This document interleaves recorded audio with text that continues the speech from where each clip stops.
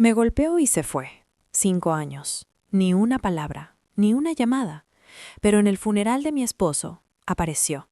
Zapatos lustrados, traje negro, sosteniendo papeles que exigían la mitad del rancho. Me quedé helada, no por la sorpresa, sino por el dolor.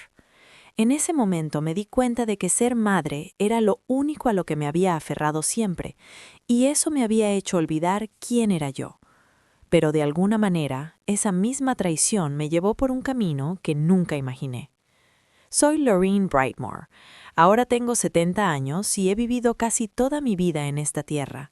1200 acres de nogales, colinas ondulantes y niebla que se posa suave sobre los campos por las mañanas, como un recuerdo. La gente pasa en auto y dice que es un lugar tranquilo, pero la paz, he aprendido, no siempre es silenciosa. Mi esposo Kenneth y yo construimos este lugar de la nada. Éramos 2 chicos con una camioneta vieja y un puñado de semillas. Mientras otras parejas se iban de vacaciones, nosotros poníamos líneas de riego. Mientras ellos veían películas, nosotros mirábamos el clima, rezando para que la helada no matara nuestras plantitas. Durante más de 4 décadas, este lugar se convirtió en algo más que un medio de vida. Era la prueba de que 2 personas con esfuerzo y paciencia podían moldear la tierra y dejar algo atrás. Tuvimos un solo hijo, Jasper. Creció con tierra bajo las uñas y savia de árbol en los jeans. Corría descalzo por los huertos, gritando como si el mundo le perteneciera. Yo creía que amaba esta tierra. Creía que él la llevaría adelante cuando nosotros ya no pudiéramos. Pero los sueños cambian. O tal vez yo no vi lo que estaba pasando. En la secundaria, Jasper dejó de aparecer para las tareas. Empezó a llamar al rancho su cosa, como si fuera algo que le imponíamos. Entró a la universidad con una beca parcial y se fue a la ciudad como si la tierra fuera algo de lo que escapar, no con lo que vivir. Kenneth dijo que lo dejáramos ir, que volvería, que solo necesitaba encontrarse a sí mismo. Por un tiempo le creí. Me aferré a la idea de que un día llamaría y diría que extrañaba el olor de las cáscaras de nuez rotas o el crujido del porche con el viento. Pero pasaron los años y solo recibimos cumpleaños silenciosos y navidades frías. Aún así, nunca dejé de esperar. Mantuve su cuarto listo, guardaba su café favorito en la despensa. Releí su último mensaje más veces de las que admitiré. Ni siquiera lo firmó con amor, solo Jasper. Kenneth lo llevó de otra manera. Se volvió más callado, pasaba más tiempo en el taller. Algunas noches lo oí hablar bajito, no conmigo, no con nadie en realidad, solo con el silencio. Tal vez eso es lo que hace el envejecer, hace que las cosas no dichas pesen más. Después vino la noche que nos rompió, pero ya llegó a eso. Todo lo que necesitas saber es esto. Yo creía con todo mi corazón que mi hijo encontraría el camino de vuelta, que la sangre aún importaba, que en algún lugar, debajo de toda esa distancia, seguía estando el niño que una vez me recogió margaritas. Me equivoqué, y cuando me di cuenta de cuánto me había equivocado, ya era demasiado tarde. Si alguna vez te aferraste demasiado tiempo a alguien que ya te había soltado, tal vez entiendas a qué me refiero. Si no, sigue escuchando. Lo entenderás. Sucedió una noche de martes a fines de octubre, de esas noches en que el viento sopla lo justo para hacer sonar las cuerdas del granero y las hojas de nogal raspar el tejado como susurros. Kenneth y yo estábamos en la cocina terminando la cena. Nada especial, solo guiso y pan de maíz. Recuerdo cómo me miró desde el otro lado de la mesa, con las manos alrededor de una taza astillada, las raguras alrededor de sus ojos más profundas de lo habitual. No había estado durmiendo bien. Entonces oímos la camioneta. Motor viejo, demasiado rápido por el camino de grava. Yo conocía ese sonido. Incluso después de 5 años, lo conocía. Jasper cerró la puerta de golpe antes de que las luces se apagaran. Abrí la puerta principal y ahí estaba, más alto, tal vez más delgado, con una chaqueta de cuero de la que antes se habría reído. Sus ojos no me miraron a mí, miraron más allá, directo a Kenneth. Di un paso al lado y él entró como si todavía viviera ahí. No se quitó las botas, no preguntó cómo estábamos, tiró una carpeta manila sobre la mesa. Dijo que necesitaba hablar de negocios, que tenía una oferta. Kenneth tomó la carpeta y la abrió. Había papeles, atasaciones, una propuesta de venta. Jasper había encontrado un inversionista en Nueva York, alguien interesado en comprar parte de la propiedad para un centro de retiros. El precio era decente. Jasper quería dividir las ganancias. Kenneth me miró, luego miró a Jasper. No dijo ni una palabra. Jasper empezó a caminar de un lado a otro. Dijo que las cosas no le estaban funcionando, que la vida en la ciudad era más dura de lo que pensaba. Tenía deudas de la universidad, carteras de crédito. Necesitaba esto. Y además nosotros ya no necesitábamos tanta tierra. Era demasiado para 2 personas mayores. Le dije que no íbamos a vender, que esta tierra no era solo tierra, era todo. Le dije que lo ayudaríamos si podíamos, pero no de esa manera. Ahí fue cuando pasó. Subió la voz, me acusó de siempre ponerme del lado de papá, dijo que éramos egoístas, que nos debían algo. Le temblaban las manos, tenía la cara colorada. Entonces, sin aviso, me dio una bofetada. El sonido no fue fuerte, no como en las películas, fue seco y súbito. Me ardió la mejilla, me zumbaron los oídos. Kenneth se levantó tan rápido que la silla cayó. Se puso entre nosotros, sin gritar, solo ahí parado. Miró a Jasper directo en los ojos y le dijo calmado y firme que se tenía que ir. Jasper no discutió, solo dio media vuelta, salió, subió a la camioneta y se perdió en la oscuridad. Kenneth no dijo nada por mucho tiempo, solo recogió la taza de la que había estado tomando antes y miró dentro, como si quedara algo en el fondo que necesitaba entender. Yo me senté despacio, poniéndome un paño frío en la mejilla, aunque el ardor ya empezaba a bajar. Lo que quedó fue más pesado que el dolor. La mañana del funeral de Kenneth fue más fría de lo esperado. Finales de primavera en Vermont todavía traen frío si llegan las nubes. Me puse el abrigo azul de noche que a Kenneth siempre le gustaba, el de los botones que él mismo me cosió una vez después de que lo enganché trabajando en el invernadero. Todavía olía levemente a cedro y café. La ceremonia fue sencilla. Así lo quería él. La hicimos en el huerto detrás del viejo cobertizo que construyó con su padre. Vinieron algunos vecinos, unos pocos exempleados, un veterinario retirado que cada otoño nos compraba madera. Sin flores, solo un ataúd de pino cerrado. Kenneth no hubiera querido que nadie lo viera quieto. Me paré cerca de la cabecera de la tumba, sosteniendo la carta doblada que me había dejado. Mis manos estaban firmes. Mi voz no tembló mientras leía. Había ensayado ese momento tantas veces en mi cabeza durante las semanas previas. El hombre con quien había pasado casi toda mi vida se había ido, pero no me permití llorar. Todavía no.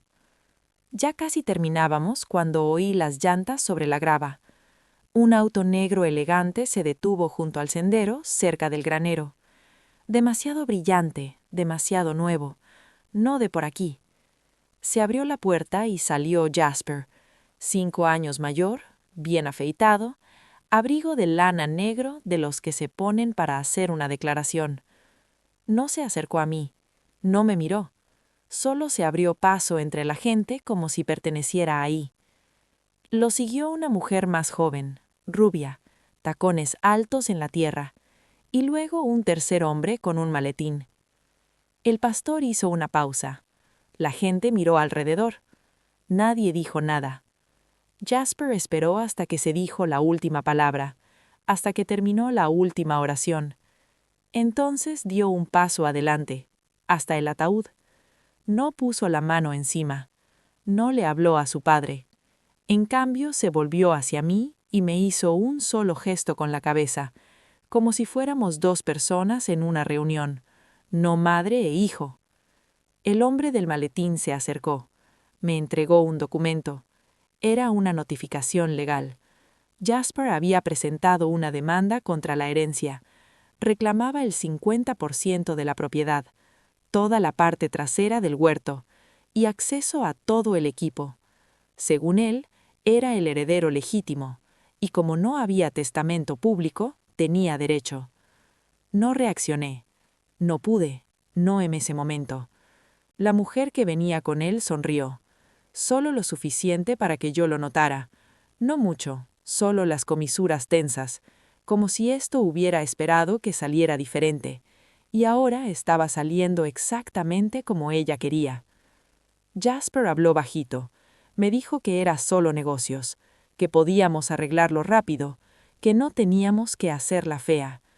Luego dio media vuelta y se fue. Dejó los papeles en mis manos. Me dejó parada junto a la tumba de mi esposo, sosteniendo una amenaza legal del hijo que una vez envolví en una manta de franela en este mismo huerto. No dijo lo siento, no dijo adiós. La gente que se había quedado para apoyarme ahora evitaba mis ojos. Se fueron yendo de a uno, sus botas suaves sobre el pasto. Me senté en el banco que Kenneth construyó cuando limpiamos por primera vez ese terreno de atrás. Sostuve el papel en mi regazo y miré cómo el último viento atrapaba el borde de mi abrigo. Lo que me rompió no fue la demanda, ni siquiera su presencia después de tantos años. Fue lo natural que le quedaba, la frialdad, el desapego, como si ese niño descalzo en el huerto de Nogales nunca hubiera existido, como si yo solo hubiera imaginado ser su madre. La mañana después del funeral me encontré parada en medio del huerto antes de que el sol saliera del todo. El aire olía a tierra húmeda y humo de leña. Kenneth solía decir que esta era la mejor hora del día, cuando los árboles susurraban en vez de gritar. Estuve ahí parada un largo rato esperando que el silencio me dijera qué hacer. Los documentos legales que Jasper me dejó estaban en la mesa de la cocina, sin tocar. Ni siquiera los había vuelto a abrir, pero sabía lo que significaban. Él reclamaba la mitad de la tierra, la mitad del equipo, la mitad de todo lo que Kenneth y yo habíamos construido con nuestras propias manos durante 43 años. Esa tarde bajé a ver a nuestro abogado, Bruce Langford. Ahora estaba jubilado. Vivía solo en una casa con pintura descascarada y un patio lleno de campanitas de viento. Me preparó café sin preguntar y me dejó estar en silencio un rato antes de que yo dijera algo. Le entregué el envolto que Jasper me dejó. Bruce leyó cada página con cuidado, los labios apretados en una línea dura. Luego me miró y preguntó cuándo había sido la última vez que Kenneth actualizó el testamento. Le dije la verdad. Kenneth había escrito uno nuevo 2 años atrás, después de su primera operación. Estaba guardado en el fondo de nuestra caja ignífuga, junto con cartas, papeles de seguro y algunas fotos viejas. Bruce suspiró suavemente. Dijo que eso era bueno, que mientras estuviera firmado, notariado y claramente escrito, Jasper no tenía chance. Pero me advirtió que aún con un testamento válido, Jasper podía intentar impugnarlo, especialmente si alegaba que nosotros habíamos manipulado a Kenneth o escondido documentos. Volví a casa ya entrada la noche, los faros cortando la niebla. No encendí la radio. Necesitaba silencio, el tipo de silencio que deja que la mente se desboque. Cuando llegué, fui directo a la oficina. Saqué la caja ignífuga, la abrí y saqué el testamento. Mis manos estaban firmes. La letra de Kenneth llenaba las páginas, ordenada y decidida. Me lo había dejado todo a mí, cada acre, cada herramienta, cada deuda y cada dólar. El nombre de Jasper no aparecía ni una vez. Recordé el día que Kenneth lo escribió. Había vuelto de Volscampos con la espalda dolorida y me pidió que me sentara con él mientras lo redactaba. No quería que Jasper peleara por la tierra. No confiaba en lo que Jasper se había convertido, pero ni aún así pudo decir las palabras en voz alta. Fui yo la que las tipeó. En ese momento no me sentí aliviada. Me sentí vacía. Esta no era la forma en que había imaginado proteger el rancho, no con papeles, no con tribunales y amenazas legales. Siempre me lo había imaginado con Jasper caminando a mi lado, no enfrentándome con un abogado al lado. Guardé el testamento de nuevo en la caja y la cerré. Luego abrí el cajón de abajo y saqué algo que no había tocado en años, mi diario. Adentro había docenas de entradas, cartas a Kenneth, notas sobre el rancho y relatos relatos sobre Jasper, algunos de orgullo, algunos dolorosos, algunos que escribí la noche que se fue. Y uno en particular, el día que me golpeó. Había escrito cada palabra, cada emoción, cómo se veía la habitación, cómo sus ojos evitaban los míos, el sonido de la puerta al cerrarse. Lo había documentado todo. Esa noche hice una copia del testamento. También hice una copia de esa página del diario y la sellé en un sobre con el nombre de Bruce. Si Jasper iba a llevar esto a los tribunales, yo estaría lista. No solo como madre, sino como la mujer que construyó algo que valía la pena proteger. Y esta vez no iba a esperar que él regresara. Iba a defender la línea que él había decidido cruzar. 3 días después del funeral, llegó la primera carta por correo. Era gruesa, con mi nombre impreso en letras grandes, serif, en el frente. Sin remitente. Adentro estaban copias de los documentos que Jasper me entregó en la tumba, junto con una notificación formal de su intención de seguir acciones legales. No había nota, ni disculpa, solo firmas y plazos. No lloré, ni siquiera me inmuté. En cambio, preparé café, me senté a la mesa de la cocina donde Kenneth solía extender los catálogos de semillas y releí todo línea por línea. Resalté secciones, hice marcas en los márgenes con preguntas. Luego llamé a Bruce y le dije que había empezado. Vino esa misma tarde con un maletín de lona y una calma concentrada que no le veía desde hacía años. Extendimos los papeles sobre la mesa del comedor, junto al florero vacío que antes siempre tenía flores silvestres frescas cada semana. Bruce estaba sereno. Me explicó cada cláusula. Hizo un mapa de posibles escenarios. El abogado de Jasper era agresivo, pero descuidado. Había suposiciones, errores, lenguaje demasiado vago para sostenerse, pero teníamos que actuar con cuidado. Bruce dijo que el juicio podía volverse sucio y que si esto se hacía público, sería una mancha en el legado de Kenneth. Trabajamos toda la noche revisando todo lo que Kenneth había firmado, su testamento, sus registros médicos, incluso el memo de voz que grabó para la oficina del condado después de su última hospitalización, confirmando su intención de transferir la propiedad completa a mí. Bruce dijo que ese tipo de cosas podía hacer o romper un caso. A la mañana siguiente tomé la entrada del diario de la noche que Jasper me golpeó y la escaneé. No era por venganza, ni siquiera para usarla en el juicio, pero quería que quedara documentado. Quería que alguien más conociera la versión de mi hijo que solo yo había visto, la parte que dolía, no solo con las manos, sino con la ausencia, con las decisiones. Más tarde esa semana fui al pueblo por primera vez desde el funeral. Necesitaba despejar la cabeza, comprar provisiones, reponer la despensa. Pero mientras caminaba por la calle principal, noté algo diferente. La gente me miraba más tiempo. Algunos asentían, otros evitaban el contacto visual por completo. En la ferretería, Margie Latimer me tomó del brazo junto a las bolsas de mulch. Me preguntó si era cierto, que Jasper había vuelto por la tierra, que me estaba demandando. Le dije que no podía hablar del tema. Sus ojos se suavizaron. Puso su mano sobre la mía y dijo que lo sentía. Luego dijo algo que me sorprendió. Dijo que siempre se había preguntado por qué Jasper había dejado de venir, que lo recordaba como un chico dulce, de los que ayudaba a cambiar una llanta en el estacionamiento de la escuela sin que se lo pidiera. Asentí, pero no dije nada. No sabía cómo contarle que ese chico ya no existía, o tal vez que nunca había sido realmente quien yo creía, que quizás, en el fondo, yo le había dado más amor del que él supo qué hacer con él. Cuando regresé a casa, los campos estaban dorados bajo la luz baja de la tarde. Me paré al borde del huerto y miré todo lo que Kenneth y yo habíamos construido. Filas y filas de nogales, perfectamente espaciados, firmes y silenciosos. Me di cuenta entonces que esta pelea no era sobre la tierra, no realmente, era sobre la memoria, sobre quién decide qué significaba este lugar, sobre si la historia de esta familia la iba a escribir la que se quedó o la que se fue y volvió solo por lo que creía que podía tomar. Y supe algo más también. No iba a dejar que Jasper la reescribiera, ni en los tribunales, ni en los murmullos del pueblo, ni en el silencio. Fue la carta del secretario de sucesiones la que por fin movió algo dentro de mí. Sabía que iba a llegar.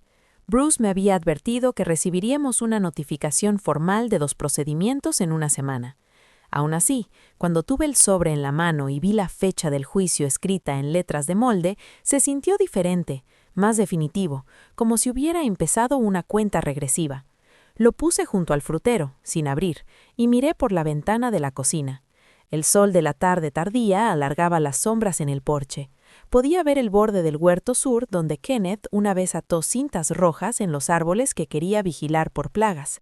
Se movían suavemente con la brisa. Ese pequeño movimiento, quieto y constante, me recordó lo que todavía vivía aquí. Esa noche no dormí. Mi mente seguía dando vueltas al mismo pensamiento. Este rancho era más que suelo y cultivos, era la memoria de mi cuerpo. Cada cicatriz en mis manos, cada dolor en mi espalda, me había criado tanto como yo lo había criado a él. Y supe entonces que no lo estaba defendiendo solo de Jasper, me lo estaba reclamando para mí misma. A la mañana siguiente llamé a Sharon Ditt. Ella había trabajado para mí en las cosechas de los 80 antes de mudarse a Sacramento y empezar su propio negocio ayudando a granjas familiares a convertirse en protecciones sin fines de lucro. No hablaba con ella desde hacía años, pero cuando dije mi nombre me recordó de inmediato. Hablamos 2 horas. Le conté todo sobre Jasper, sobre el testamento de Kenneth, sobre la demanda y sobre el dolor que sentía al saber que no podía confiar en mi único hijo. Ella escuchó. Luego me hizo una pregunta que me detuvo en seco. Me preguntó si alguna vez había pensado en preservar la tierra mediante un fideicomiso de legado. No lo había pensado, no en serio, pero mientras ella explicaba cómo funcionaba, sentí que algo se movió otra vez. El fideicomiso sacaría el rancho de la herencia privada, lo protegería legalmente como un lugar para educación agrícola, pasantías locales y preservación histórica. Yo seguiría viviendo aquí, seguiría manejándolo como quisiera, pero cuando muriera no pasaría a nadie, ni a Jasper ni a ningún abogado, pertenecería a la tierra misma. Le pedí que me enviara todo. Papeles, plazos, limitaciones legales, quería saber los riesgos, los beneficios, las trampas. Leí hasta que me dolieron los ojos. Luego leí más. Ese fin de semana me reuní otra vez con Bruce. Nos sentamos en la oficina del granero con pilas de documentos legales extendidos sobre la vieja mesa de dibujo que Kenneth usaba para mapear el riego. Bruce fue escéptico al principio, pero cuanto más leía, más asentía. Dijo que era audaz, dijo que iba a hacer ruido, pero no dijo que no, y yo ya había decidido. Si Jasper quería una pelea, la tendría, pero no en sus términos. No iba a gritar, no iba a acusar, no iba a hacer el papel de madre amargada en un tribunal. Simplemente iba a quitar el cebo. Si quería la mitad de algo, me iba a asegurar de que no hubiera mitad que reclamar. Ya no se trataba de quién tenía razón, se trataba de quién todavía defendía algo que valía la pena preservar. Llamé a Sharon a la mañana siguiente y le di mi respuesta. Estaba lista. Los papeles del fideicomiso de la tierra tardaron 3 semanas. Durante ese tiempo mantuve todo en silencio. No le dije una palabra a los vecinos, no llamé a Jasper, ni siquiera se lo conté a las mujeres del servicio dominical que siempre preguntaban cómo estaba aguantando. Mis respuestas eran cortas, educadas, ensayadas, pero por dentro yo me estaba moviendo, lenta, deliberadamente. Sharon guió el proceso como si llevara un caballo por un establo oscuro. Pasos firmes, instrucciones claras, cada formulario tenía un propósito, cada firma esperaba. Envié documentos por correo, escaneé mapas viejos de la propiedad, revisé códigos de zonificación. Bruce revisó 2 veces cada cláusula. Al final de la 3ª semana, la tierra fue transferida oficialmente al Whitaker Agricultural Trust, nombrado en honor a mi suegra, Ruth, que me enseñó a podar los nogales cuando Kenneth y yo nos casamos recién. Desde ese momento, el rancho ya no era propiedad privada. No podía dividirse, no podía venderse para lucro, pertenecía a una misión: educar, sostener, honrar el trabajo de manos a través de generaciones. Me paré al borde del campo este después de que se confirmaron las firmas finales y miré cómo la niebla se extendía baja sobre las colinas. Por primera vez en meses, sentí que algo se asentaba en mi pecho. No era exactamente alivio, sino claridad. El día del juicio llegó un jueves. El edificio olía a limpiador de pino y café viejo. Me puse un vestido azul marino y el broche de mi madre, el de hoja de arce dorada. Bruce llevaba nuestros archivos en una carpeta delgada de cuero. Sharon vino con nosotros, vestida con un abrigo beige y zapatos bajos que chirriaban en el linóleo. Jasper ya estaba ahí, su abogado sentado a su lado, joven e impaciente. Jasper llevaba un traje oscuro, más limpio que el del funeral. Su cara estaba inexpresiva, no enojada, no triunfante, solo inexpresiva, como si esto fuera una reunión de negocios y yo simplemente la parte contraria. No hablamos, ni un gesto, ni una mirada. Cuando empezó la audiencia, el juez pidió declaraciones iniciales. El abogado de Jasper habló primero, expuso reclamos de herencia compartida, habló de derecho de sangre, enfatizó dificultades emocionales y distanciamiento. Pintó a Jasper como un hijo incomprendido buscando justicia. Luego se levantó Bruce. Su voz no subió, no discutió. Simplemente le entregó al juez el certificado del fideicomiso de la tierra, el testamento notariado y el memo que Kenneth había grabado. Explicó que la propiedad en cuestión ya no estaba sujeta a reclamo privado, que mi esposo había actuado dentro de sus derechos legales plenos, que la tierra ahora servía a un propósito mayor más allá de la propiedad de cualquier individuo. El juez asintió, tomó notas, pidió que se agregara la documentación al expediente, sin voces altas, sin drama, y luego terminó. Jasper me miró por primera vez desde que había entrado al funeral. Su cara cambió solo un poco, apretó la mandíbula. Había algo como confusión en sus ojos, como si hubiera esperado que yo llorara, que me quebrara, que cediera. Pero no lo hice. Salimos del tribunal en silencio. Sharon me abrazó una vez afuera, luego fue a su auto. Bruce me acompañó al mío. Su mano tocó mi hombro suavemente. Nada más, sin felicitaciones, sin celebración. En casa puse agua a hervir para el té y miré cómo cambiaba la luz sobre el huerto. Las líneas de los árboles estaban más nítidas ahora, más claras de alguna manera. El aire olía a propósito. Esa noche dormí con las ventanas abiertas. El viento entró por la casa como si recordara que también pertenecía aquí. Pasaron 2 semanas después de la audiencia. El aire se había vuelto más frío, con mañanas cubiertas de escarcha y tardes que oscurecían más temprano cada día. El rancho cayó en su ritmo silencioso. No llegaron llamadas, ni más papeles. Jasper no se comunicó, y yo no lo esperaba, pero el silencio tiene una forma de resonar. Una mañana, justo después de terminar de apilar leña, encontré un sobre metido entre la puerta de tormenta y el marco. Sin sello, sin nombre. Adentro había una carta, la letra de Jasper, inconfundible, inclinada, trazos rápidos como si la hubiera escrito apurado.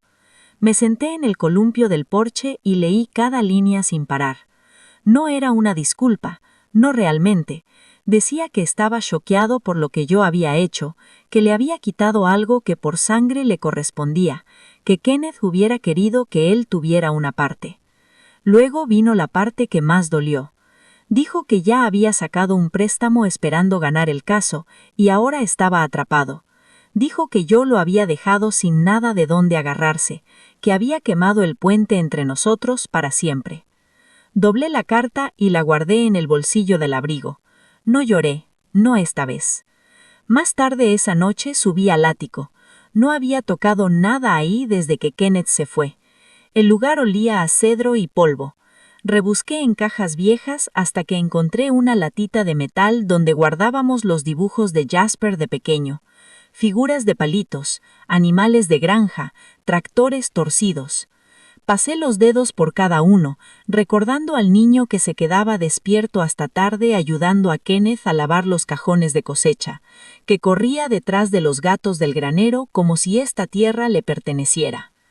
Ese niño ya no estaba, y yo no podía traerlo de vuelta. Al día siguiente envié una carta mía, Solo una página.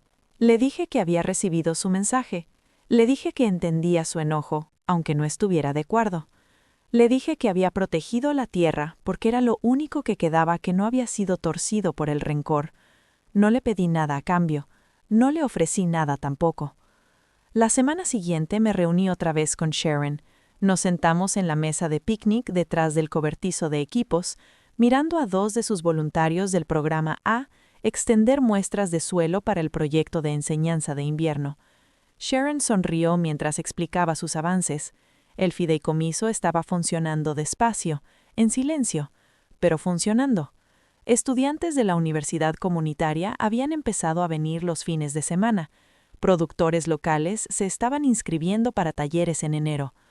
Me preguntó si quería dar una charla en el próximo seminario sobre cultivo de nogales, sobre ciclos de suelo, sobre lo que yo quisiera.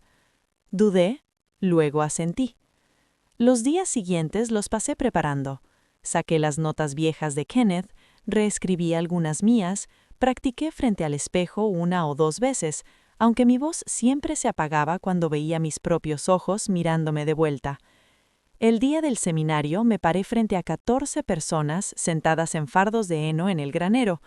Escucharon, tomaron apuntes, hicieron preguntas, y cuando hablé, algo dentro de mí volvió.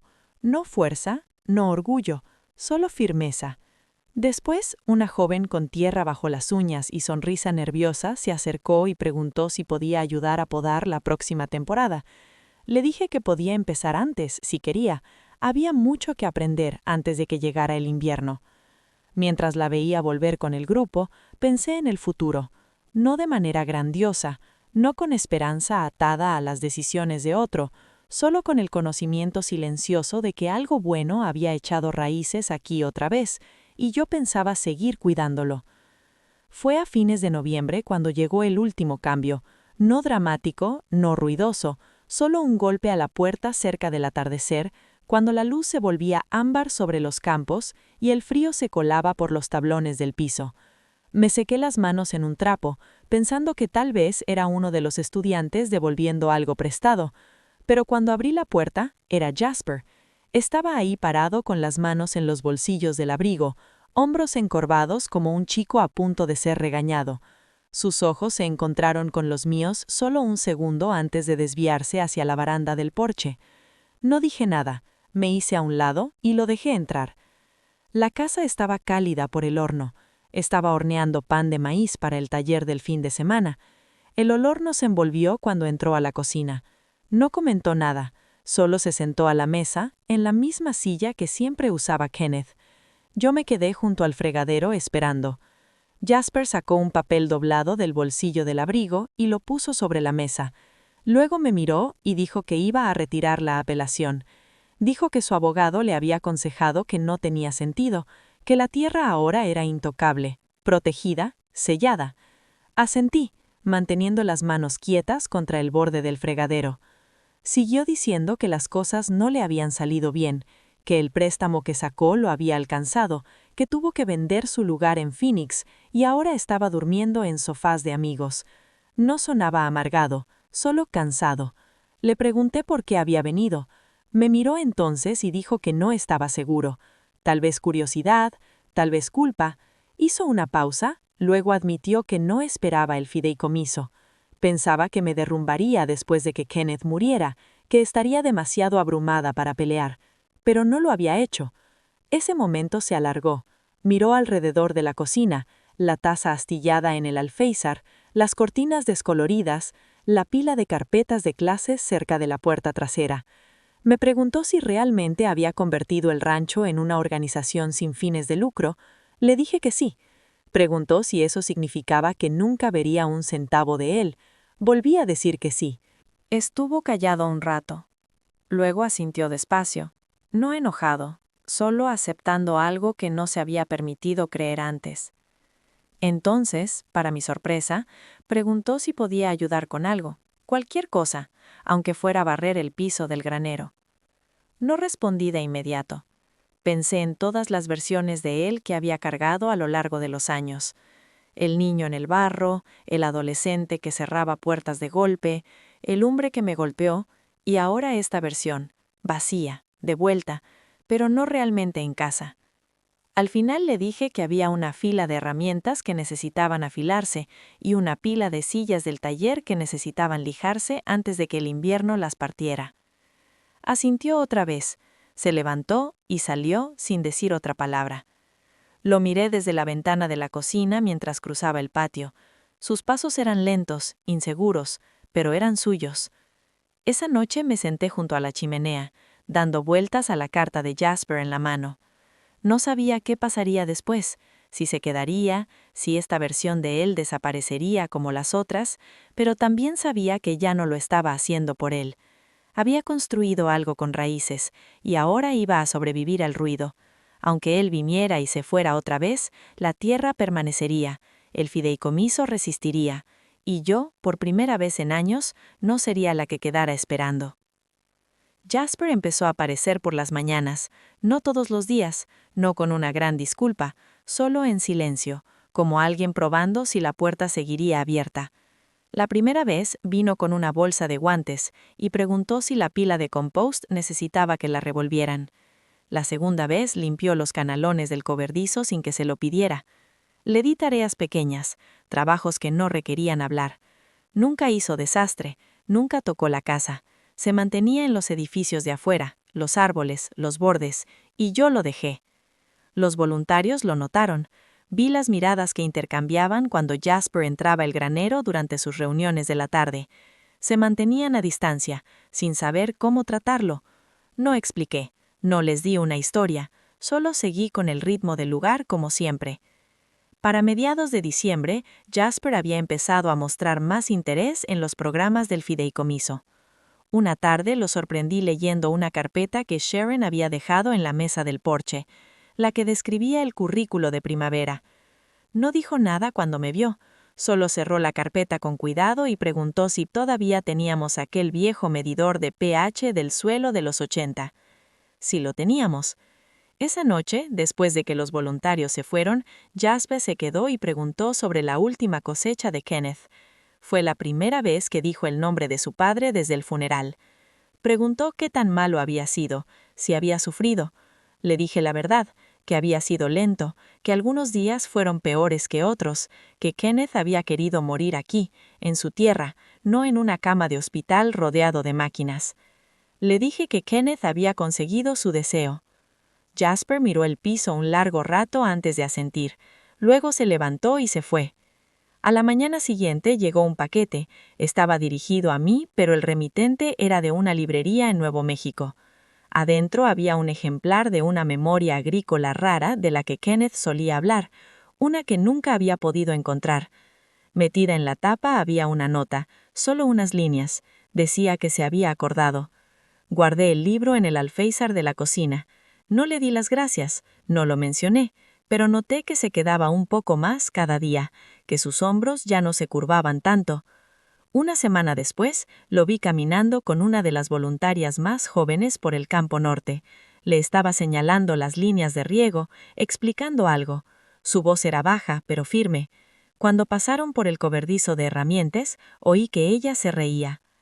Esa noche me senté con mi té y escuché el viento pasar por las mosquiteras del porche.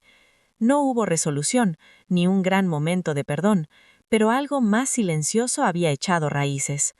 Yo había protegido la tierra, preservado la misión, no había abierto los brazos de par en par, pero había dejado la puerta entreabierta, y Jasper, por primera vez en años, estaba caminando hacia algo en vez de alejarse.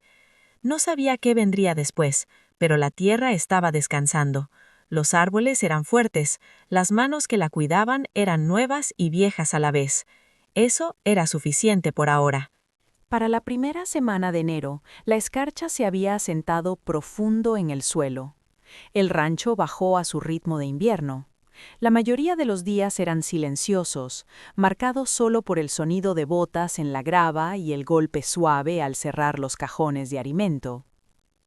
Pasaba las mañanas en la cocina con café negro y papeles, y las tardes revisando cercos con Bruce o repasando el calendario de talleres de la próxima temporada con Sharon.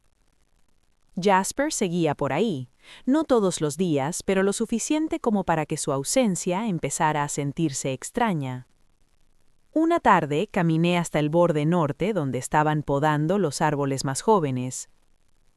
Jasper estaba ahí con Nora, una voluntaria de secundaria que había tomado la poda con sorprendente habilidad. Le estaba mostrando el ángulo correcto para cortes limpios, cómo revisar si había enfermedad en las puntas de las ramas. Hablaban bajito, pero el ritmo era claro. Instrucción, respuesta, corrección, paciencia. Me quedé atrás un rato antes de acercarme. Cuando Jasper me vio, hizo una pausa, asintió una vez, luego se apartó y dejó que Nora siguiera sola. No dije nada, solo revisé las ramas podadas y noté lo precisas que habían quedado. Más tarde ese día encontré una carpeta dejada en la mesa del porche. Era de Sharon. Adentro había una solicitud formal para presentar el rancho como caso de estudio en un programa de revitalización rural. La Junta quería incluirlo en su informe de primavera. Habían visto los datos, habían visto lo que habíamos construido y querían que otros aprendieran de ello. Había una foto adjunta. Uno de los voluntarios la había tomado sin que yo supiera. Mostraba el granero durante el taller de cosecha de otoño, mesas con muestras de suelo, gente escuchando. Jasper estaba en una esquina del encuadre cargando una caja de herramientas, la cara medio vuelta de la cámara. Me quedé mirando la foto mucho después de que se pusiera el sol. Esa noche me senté y escribí un texto corto sobre el rancho, sobre el fideicomiso, sobre lo que pasa cuando algo roto se reutiliza en vez de tirarse. Se lo envié a Sharon y en unos días me reenvió el borrador editado de la Junta. Lo habían aceptado. Se publicaría en primavera. La semana siguiente le di una copia a Jasper. La leyó sin hablar. Sus dedos se quedaron en la página aún después de que sus ojos dejaran de moverse. Luego la dejó con cuidado, casi con deliberación. No comentó nada, pero esa noche se quedó a cenar. Primera vez en años. No hablamos del pasado, tampoco hablamos del futuro, solo comimos. El calentador hacía tic-tac de fondo. La misma estación de radio que Kenneth solía escuchar sonaba bajito desde la cocina. Jasper pidió más, yo le rellené el vaso. Los perros dormían cerca de la puerta trasera. No fue dramático, no fue cierre, pero fue algo firme, algo honesto. Me acosté esa noche sin el dolor al que me había acostumbrado a cargar. Se había suavizado de alguna manera, no desaparecido, pero más silencioso, y cuando miré por la ventana antes de dormir, las estrellas se sentían más cerca que en años. Para principios de primavera, la tierra empezó a despertarse otra vez. Los árboles llevaban brotes verde pálido. El suelo, todavía húmedo de invierno, desprendía ese olor familiar a tierra descongelada. La vida empezaba a zumbar debajo de la superficie, y yo también. La temporada de talleres volvió a arrancar. Más voluntarios, más clases. Sharon trajo un equipo de filmación un fin de semana para documentar el avance del programa educativo. Entrevistaron estudiantes, filmaron pruebas de suelo, caminaron las filas del huerto con manos firmes y asombro silencioso. Yo me mantuve mayormente fuera de cámara. No era para eso. Jasper no desapareció.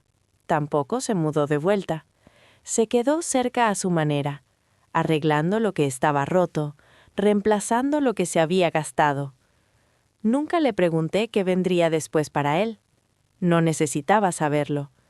Algunas tardes se sentaba con los demás junto al granero, intercambiando historias mientras cenaban. Su voz ya no estaba tan cerrada. Se rió una vez. No fuerte, pero suficiente. El primer día de mayo, planté semillas nuevas en el terreno del sur. El sol era intenso, la brisa constante. Trabajé con las manos, como Kenneth me había enseñado, como había hecho sola durante años, pero esta vez no estaba sola. Me aparté y miré la tierra, los cercos, los caminos. Ya no se sentía como algo que yo mantenía vivo, se sentía como algo que me mantenía viva a mí.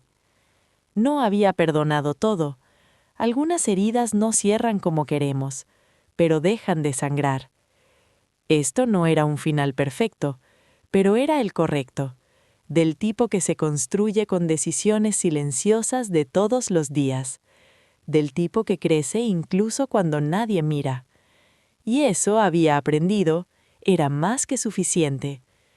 Si esta historia te recordó a alguien a quien amaste, perdiste o tuviste que soltar para protegerte, no estás solo. Estos momentos silenciosos de claridad, de recuperar tu paz, importan más de lo que sabemos. Si encontraste fuerza en el silencio o reconstruiste algo con tus propias manos, compártelo en los comentarios. A veces la sanación empieza cuando nos vemos reflejados en la historia de otro.